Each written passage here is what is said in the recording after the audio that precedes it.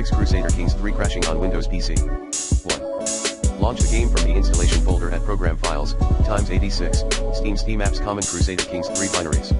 2. Update your graphics driver using the recommended Avast driver updater in this video guide. 3. Turn off Windows Defender. 4.